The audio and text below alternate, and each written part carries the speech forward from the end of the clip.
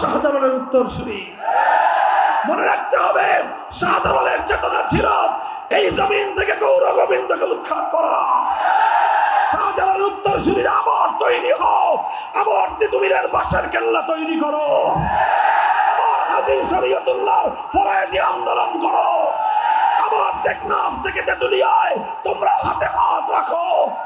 ভারত যদি বাংলাদেশের অভ্যন্তরে কোন হস্তক্ষেপ করতে চায়, 20 কোটি মানুষ একসঙ্গে রুখে দাঁড়াবো। মুহতারাম হাজিরিন, দীর্ঘ লম্বা আর আমি কোনো কথা বলবো না। এই জায়গাটায় আমি আমার আলোচনা সমাপ্ত করব।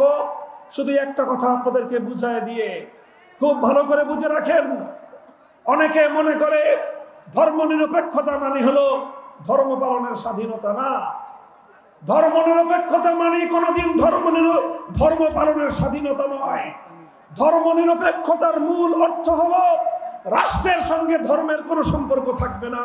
এটাই হলো ধর্ম নিরপেক্ষতার সকল বিবেচনা গ্রহণযোগ্য যে ডেফিনিশন। সেকুলারিজমের অর্থই হলো রাষ্ট্রের সঙ্গে ধর্মের কোনো সম্পর্ক থাকতে পারবে না।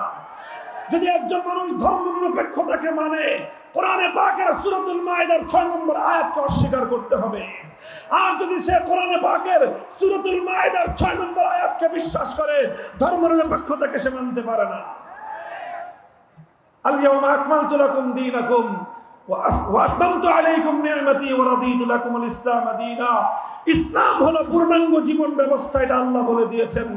সুতরাং ইসলাম অনুযায়ী মানুষের ব্যক্তি জীবন চলবে, ইসলাম অনুযায়ী মানুষের সমাজ জীবন চলবে, ইসলাম অনুযায়ী মানুষের পরিবার জীবন চলবে, ইসলাম অনুযায়ী মানুষের অর্থনৈতিক জীবন চলবে, ইসলাম অনুযায়ী মানুষের রাষ্ট্র এবং রাজনীতি চলবে। যদি কেউ বলে যে ইসলামের মধ্যে রাষ্ট্র এবং রাজনীতি নাই, তাহলে সে ইসলামকে অস্বীকার করলো, ইসলামের একটা অংশকে অস্বীকার করলো।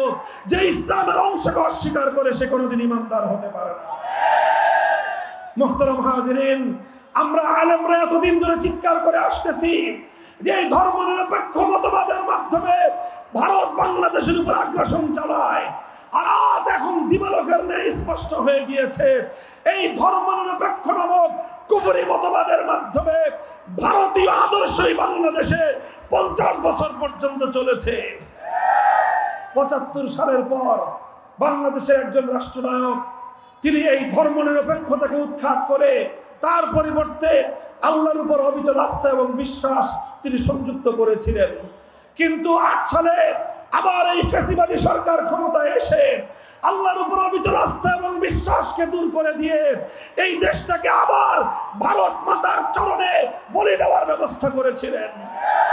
তিনি বাংলাদেশের মানুষের স্বার্থ দেখেন নাই, তিনি ভারতের স্বার্থ দেখে এই বাংলাদেশকে ভারতের জন্য কোরবানি করতে, বলি দেওয়ার জন্য যা কিছু করার তাই করেছিলেন।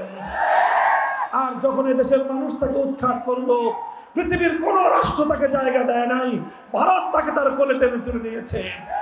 এখন আবার ভারত তার স্বার্থ রক্ষা করার জন্য, একজন ব্যক্তির স্বার্থ রক্ষা করার জন্য 20 কোটি বাংলাদেশের মানুষের বিরুদ্ধে যুদ্ধ ঘোষণা করেছে।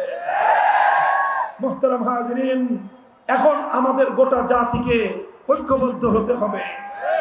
মনে রাখতে হবে, আমরা শাহজালালের উত্তরসূরি। মনে রাখতে হবে, শাহজালালের চেতনা ছিল এই জমিন থেকে গৌর গোবিন্দকে উৎখাত করা।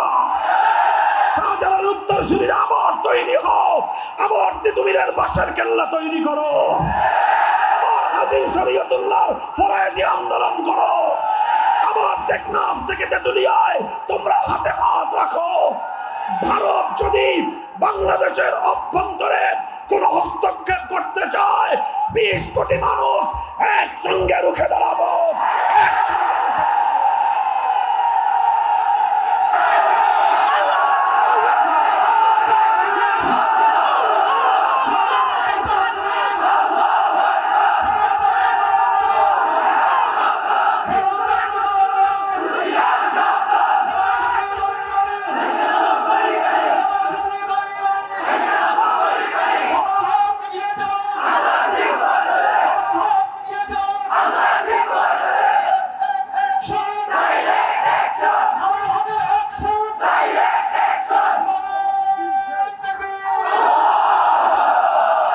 আজ আমাদের ব্যাপারে, বাংলাদেশের ব্যাপারে ভারত রাষ্ট্র এবং ভারতের মিডিয়া সরকারি ষড়যন্ত্রের অংশ হিসেবে অপপ্রচার চালাচ্ছে।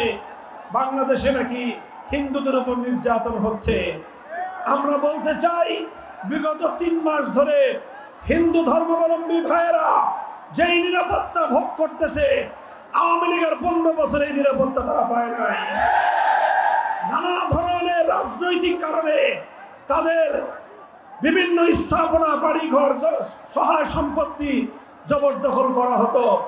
আর এখন সকলে মিলে আমরা আরো বেশি নিরাপত্তা দিব। আমরা যার যার ধর্ম পালনে পরিপূর্ণ স্বাধীনতায় বিশ্বাসী। আল্লাহর কোরআন প্রদত্ত সব ধর্মাবলম্বীদের ধর্মীয় অধিকার রক্ষা করার জন্য আমরা যে কোনো ত্যাগ আর কোরবানি স্বীকার করতে প্রস্তুত।